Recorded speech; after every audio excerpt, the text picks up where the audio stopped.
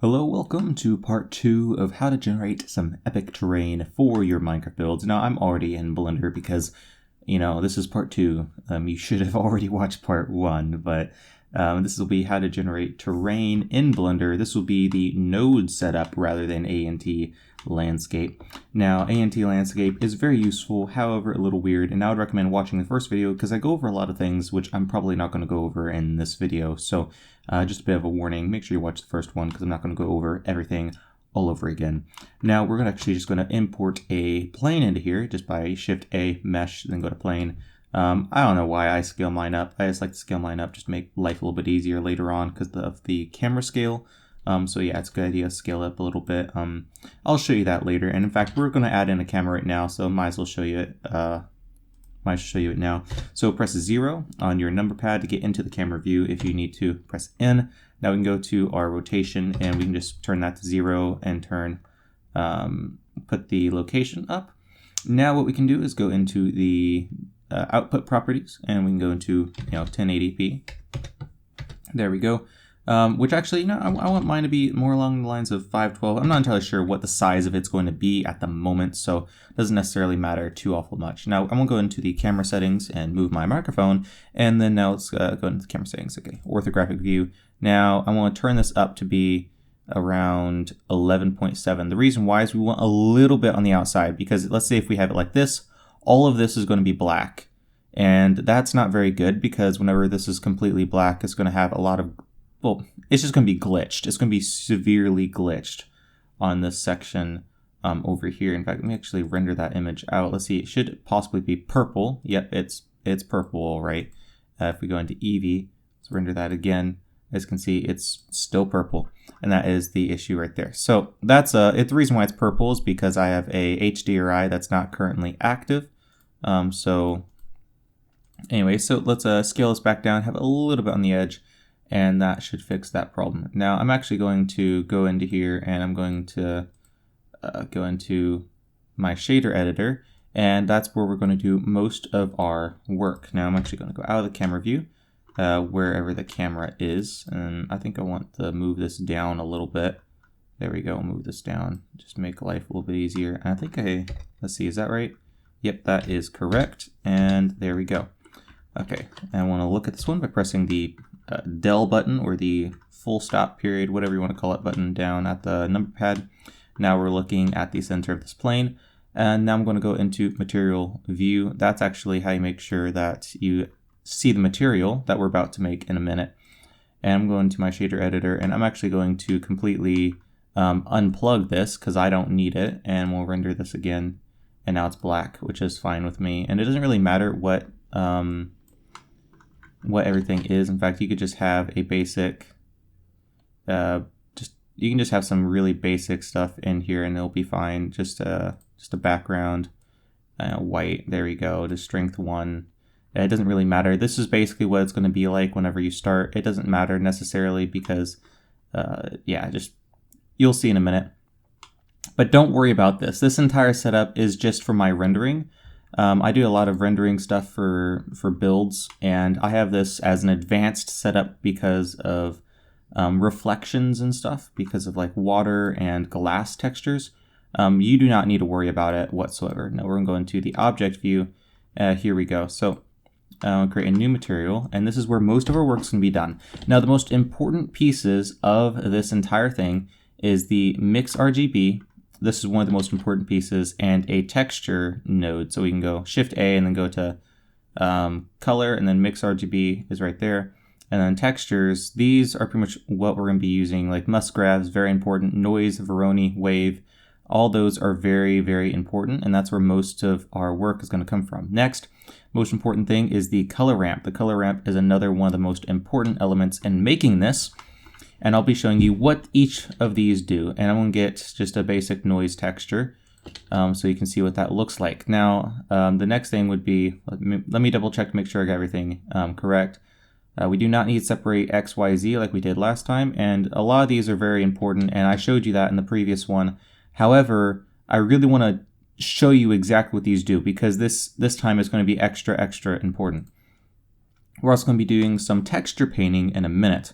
which I'll show you how to do that. However, here we go. So this is what the noise texture looks like. It gets it's a noise texture, as you can imagine. So it just gives it a very standard noise, and we can detail it or undetail it, and it's going to be super blurry or very detailed. Distortion makes it look really odd and wiggly, and I don't personally like it all that much, so I'm not going to be using it. Now, also remember that I have Node Wrangler on, so that's, if you don't know how to turn that on, it's an edit, go to preferences, and then, you know, there's add-ons right here, and then you can type in Node, and then it's right here, Node Wrangler. That is what we're going to be using. So that does a lot of cool stuff. Like if I press Control-T, it sets up this mapping part right here, which saves, you can edit a little bit of stuff if you want to get some different textures. In fact, I'm going to leave that on there just so we can change it a little bit. Should save, could possibly save some time. Now the noise texture just generates noise, as as you might imagine, and we can do that with different things with scale. With scale. And because of how it's generating it in 3D space, if we go in the Z direction, which Z is this right here, so if we move this in the Z, this is what's happening to the texture. So whenever, imagine that there's a plane this size in a 3D texture generator. So when we move it up, we're moving it in 3D space in our texture.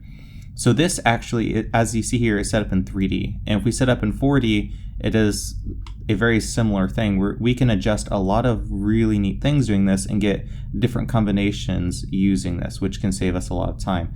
Now, as you can see here, if we adjust the scale in different directions, it's going to cause it to do some odd stuff, and especially the location, it does some cool stuff in there too.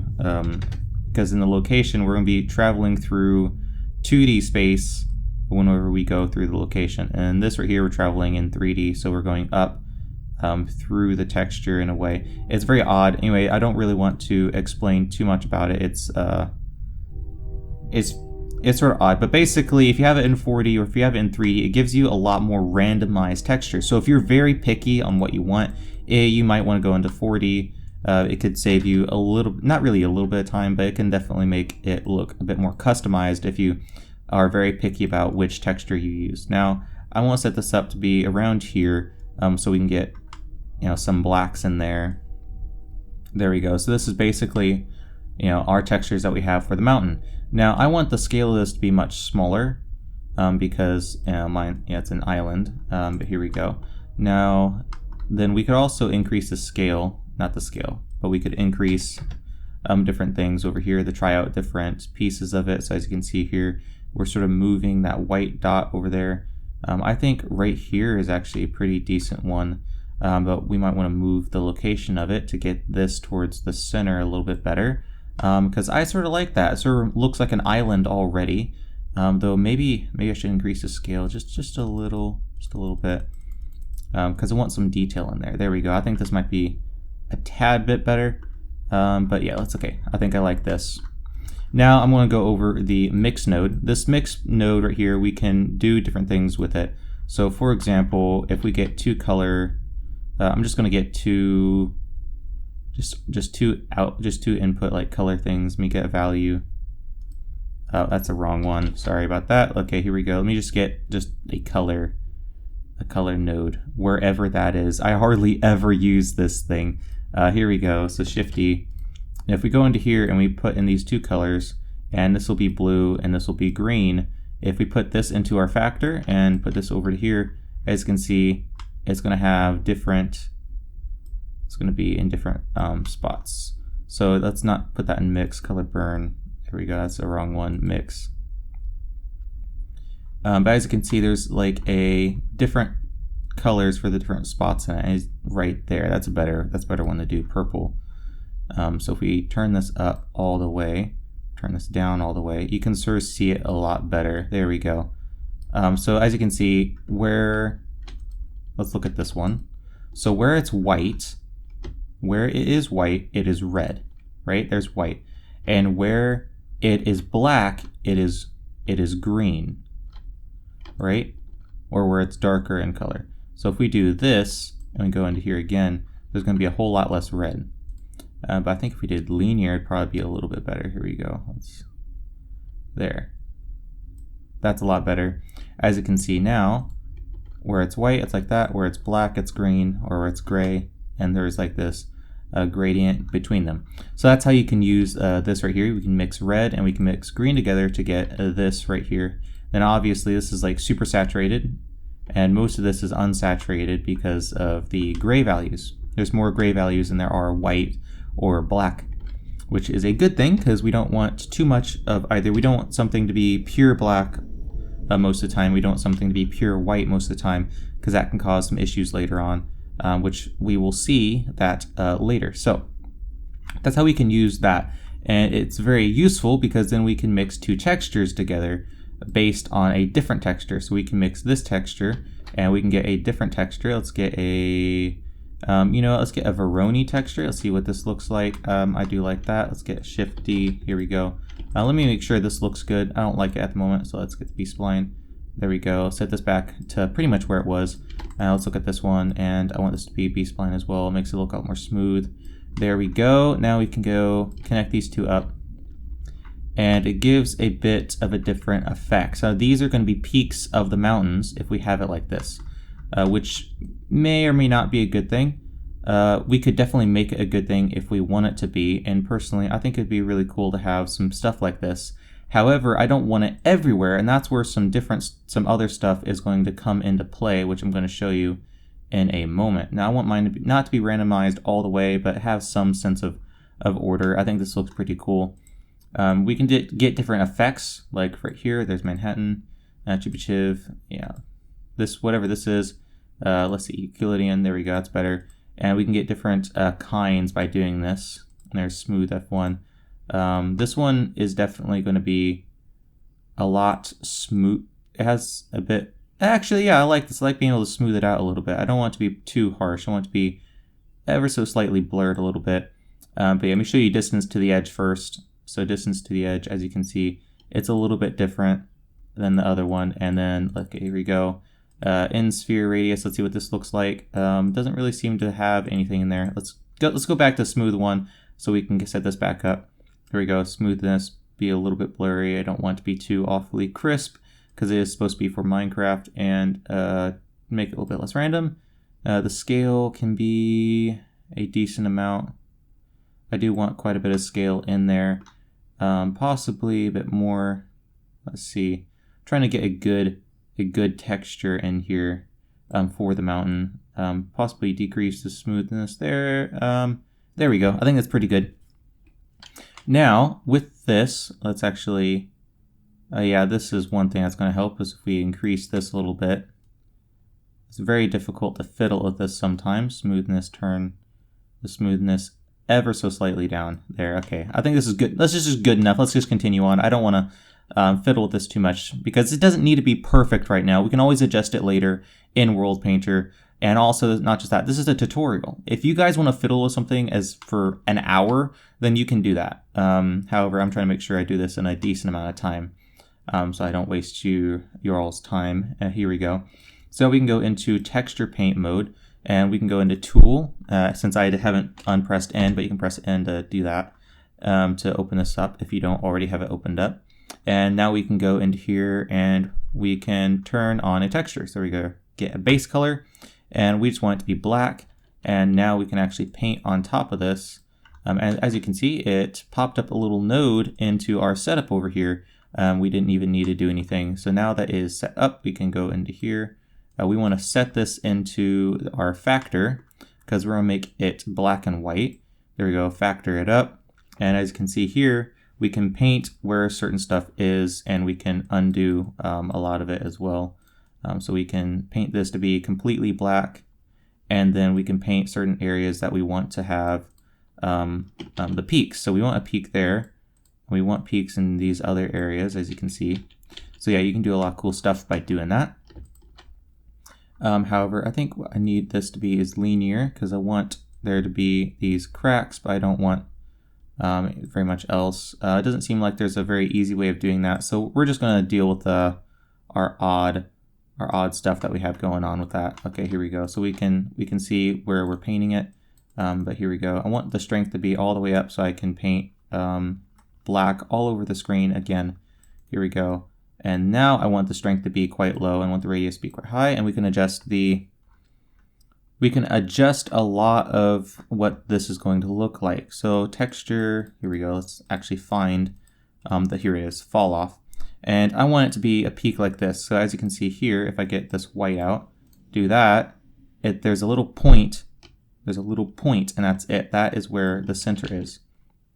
If we did this, it'd be that. So all these different things give you different effects, but I want it to be sort of like a point because I want to have a lot of fall off. Now obviously we can adjust it ever so slightly if need be, which helps give us a lot of control. So as you can see here, you can do all sorts of stuff with this, which is very useful. We can adjust the entire thing out to be how we want, to have a little bit less of a fall off if we need it to be.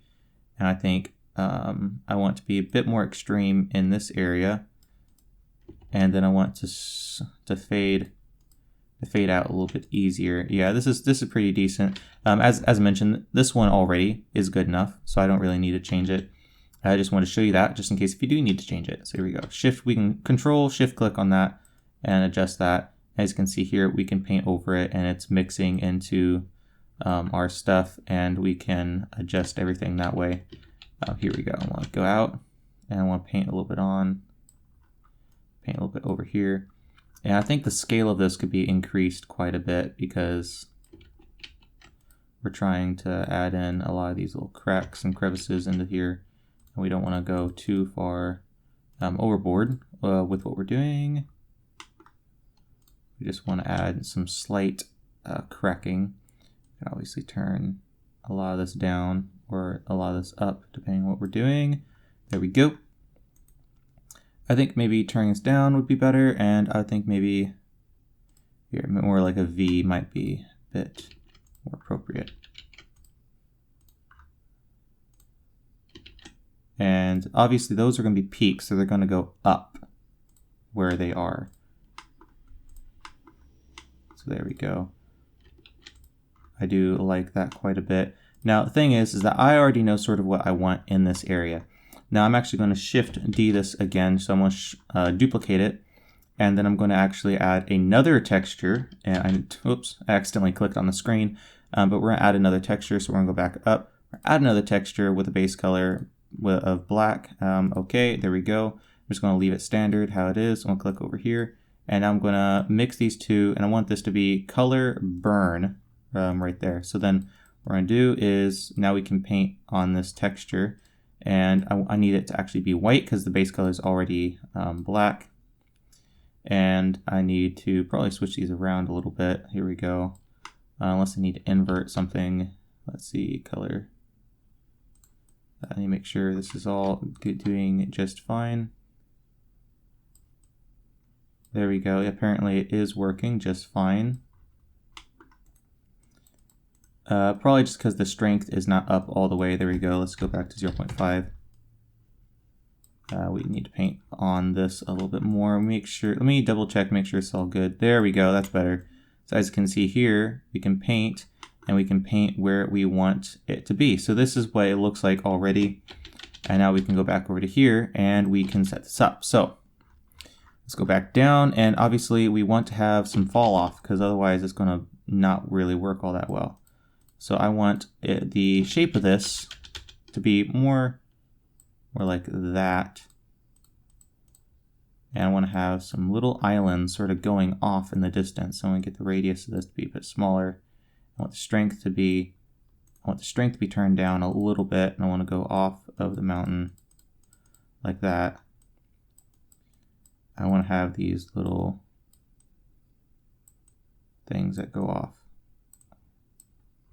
I think that's probably going to be too bright, so we can adjust that later, obviously. And it sort of looks like a starfish at the moment, which is fine. We can obviously always adjust it out as much as we need to.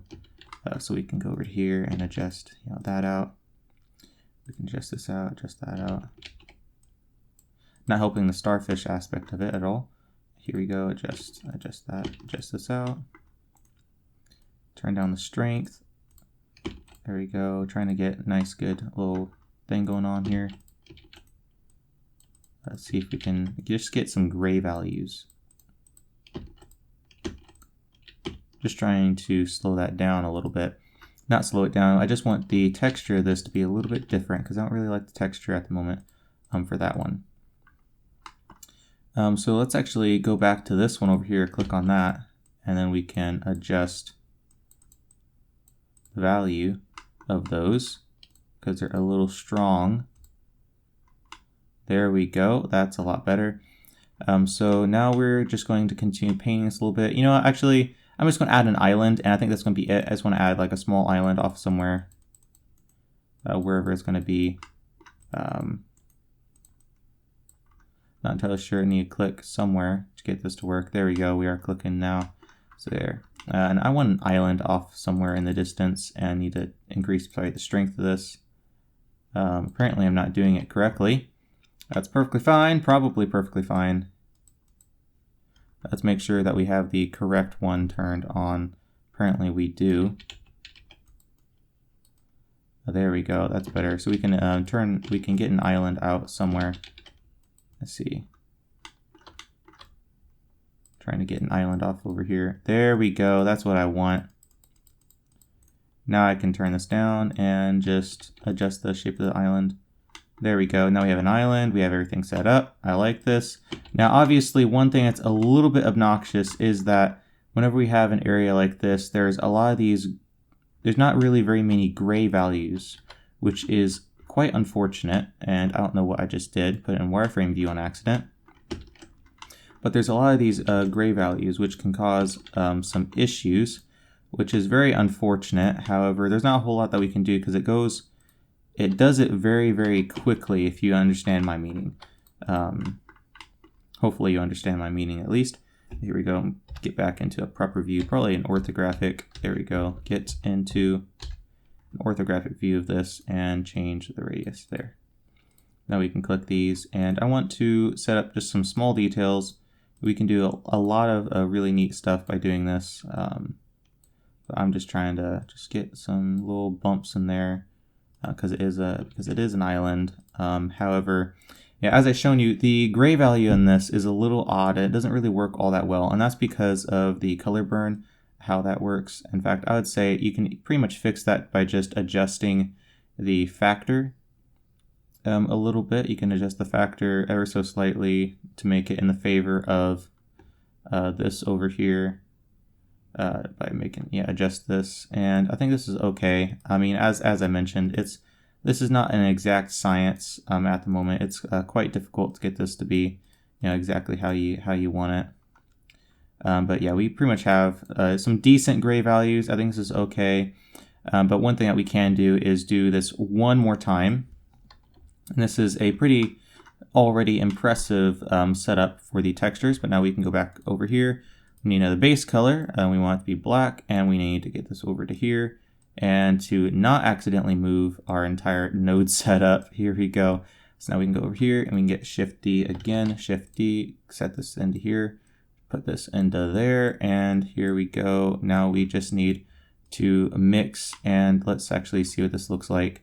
As you can see, now we can adjust the height of it. I want this to be the tallest area, so we can adjust the height of that to be the tallest area now that we have this set up. So I want the be sort of like this. So I want this to be the tallest area.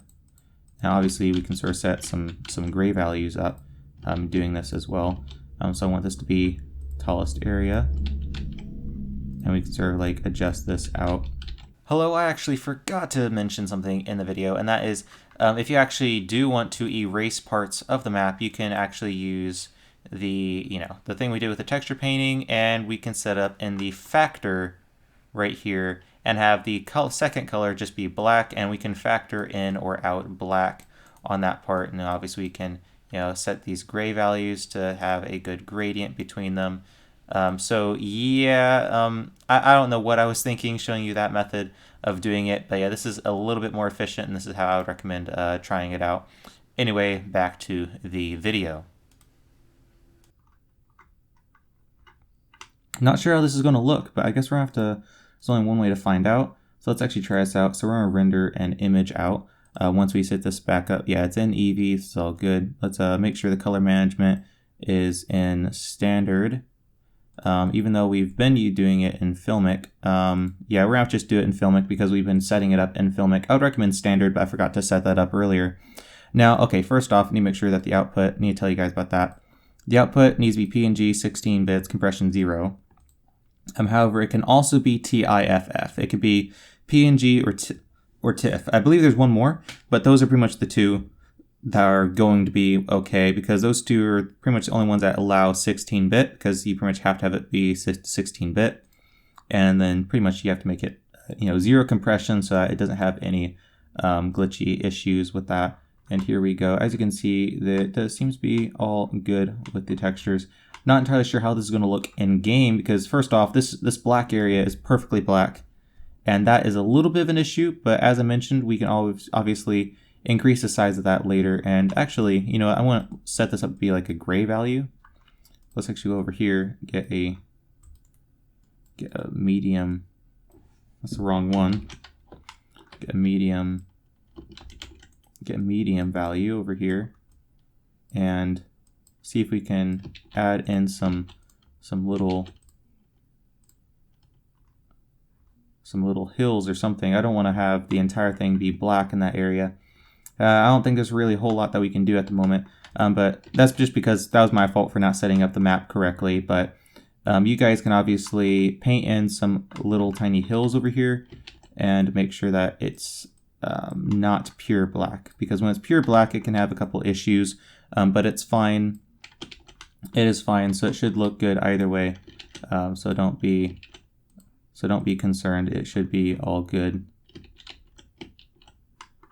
Let's see, I need to set this back out. Okay, seems to be good. We're just going to render the image out. This should be fine. Then obviously in World Painter, if there is any issues, sort of like how most of it's pure black, we can obviously fix a lot of those issues in World Painter. So we can just save the image as our terrain, and we can exit out of all these different things. And let's go into World Painter. And I'm going to leave my Blender open just in case if I need to resave the image be bigger, for example, because we could obviously make this island a lot bigger if we want to. So if we think that the island is not big enough, we can just easily re-export the image just a slight bit bigger. And because we generated it, it actually will save us a lot of time for sure. So it'll save us a lot of time because we set it up to be with the texture. No matter how big we go, it will always have enough resolution, because it's generating the texture. It will generate a new texture whenever it needs to. So it can save you a lot of time that way. Now, what I just did there was a complete accident, which I'll show you that in a minute, because I wasn't supposed to be doing that. I was just talking and I forgot what I was doing. But here we go. We're going to load in this height map. Now, the bottom of the world is basically where the black value is.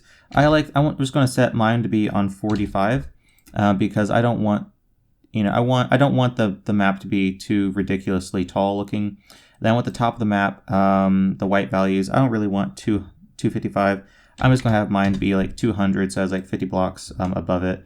And it seems that a lot of the stuff is underwater still. So as mentioned, we can obviously just create a new world again. So we can just, since I didn't really change anything, but actually let's create a new world, and we're going to set this to be a flat world, and we're just going to set this to be 0, and the water level to be 62. Let's leave that there.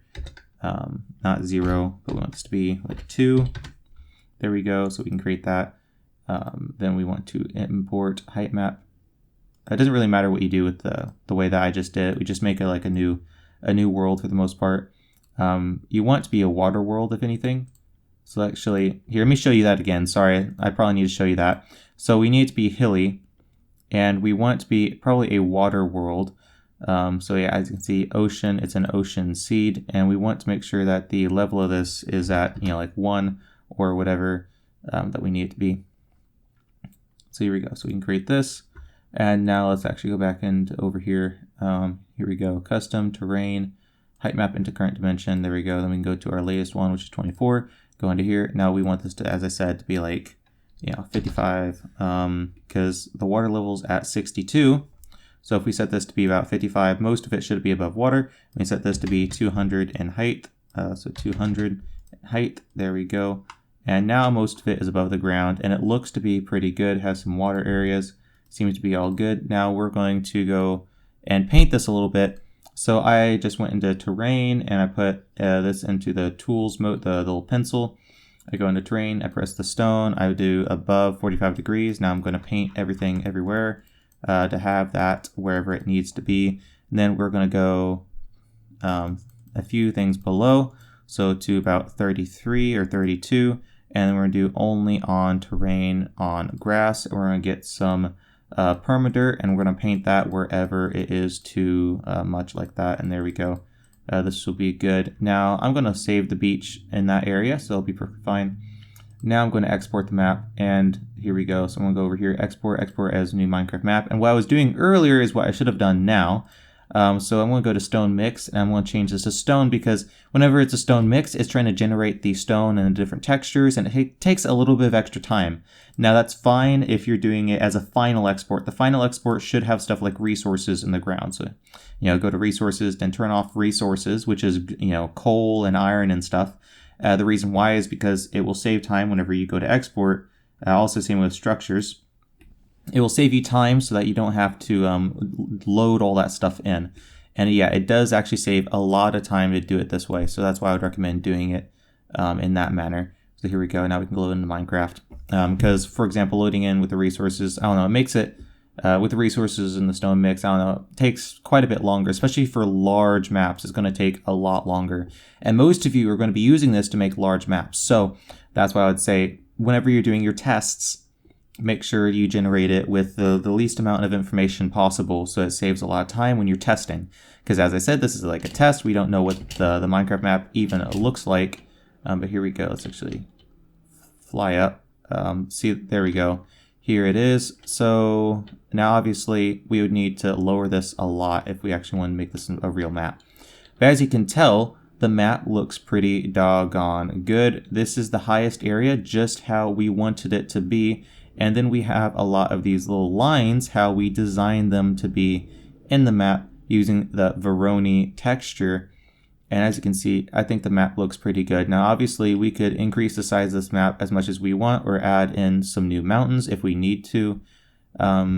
We can just do so much using this method, especially the way that we did it. We can customize almost everything that we need to using it. It's just a very, very customizable method of generating terrain for free as well, completely for free. You don't need to do anything else, just generate the terrain how you need to using Blender. And there's these cliff areas and there's these beach areas. Yeah, I think this is a pretty good island that we just generated right then, right there. Only took a little bit of time, and yeah, as you can see here, this is something that happens sometimes because we didn't have enough gray values in there. But then we also set up these other areas, so I think it looks really good the way we had it set up. Now, obviously, we can go into World Painter, or we can go into Blender, and we can fix any of these issues. We can get our brushes out, and we can, go over here. If we want a mountain over here, we can, raise the terrain however we want. So we can go over here.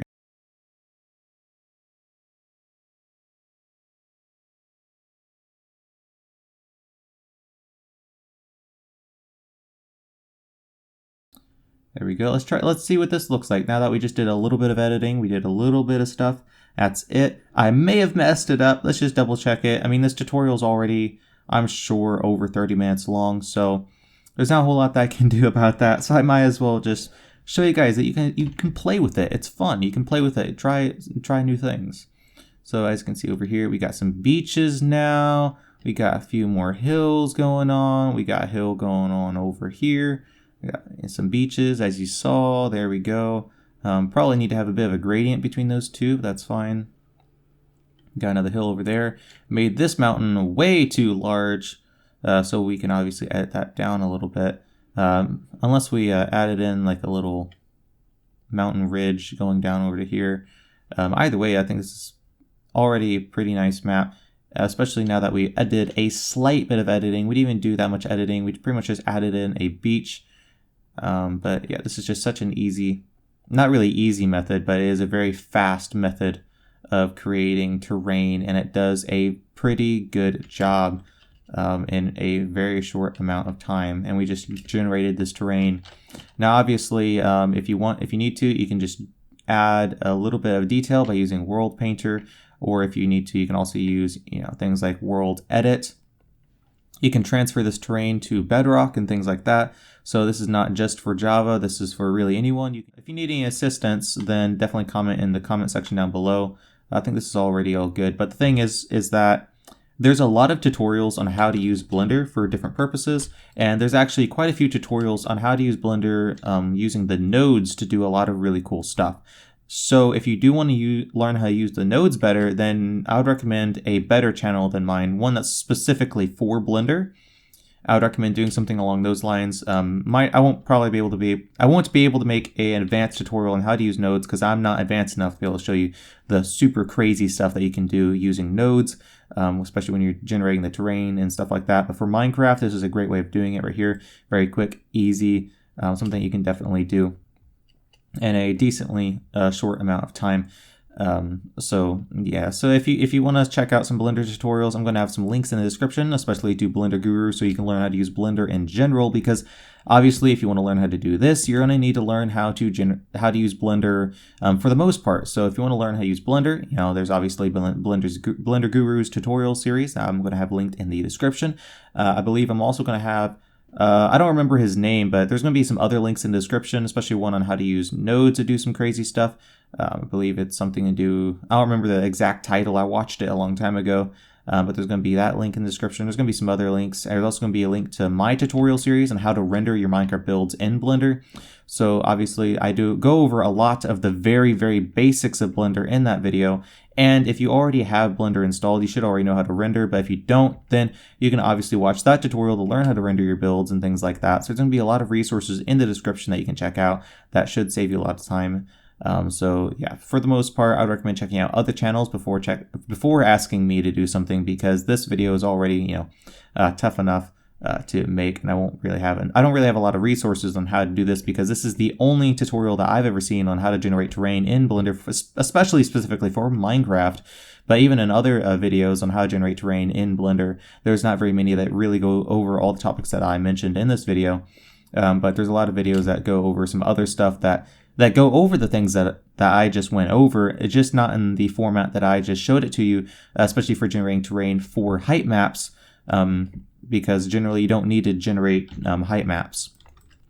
Now, obviously, an alternative to this is World Machine. Now, if you do want to check out World Machine, I would definitely recommend that. I'll have a link to that in the description. If you're a professional builder, I would recommend using World Machine. Or if you're trying to be a professional builder, I wouldn't recommend it, because I would recommend using World Machine when you can afford it. Don't buy World Machine and then try learning how to use it, so then you can earn money, use Blender, generate some terrain, gain a reputation for building high quality stuff, then learn how to use World Machine and sell high quality maps to other people using World Machine, which is a lot more customizable than Blender, in my opinion. Though Blender does a lot of really cool stuff too. I'm pretty sure whatever you can make in World Machine, you could probably make in Blender. However, it's going to be a whole lot more difficult, because World Machine is a lot more specialized for that kind of task. So I would definitely recommend using World Machine for most cases.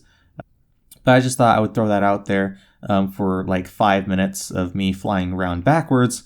But anyway, I hope you have a great, wonderful, sublime day. I don't really think there's anything else that I need to tell you. If there is, then it'll probably be in the comment section down below or the description. Great, wonderful, sublime day, and God bless.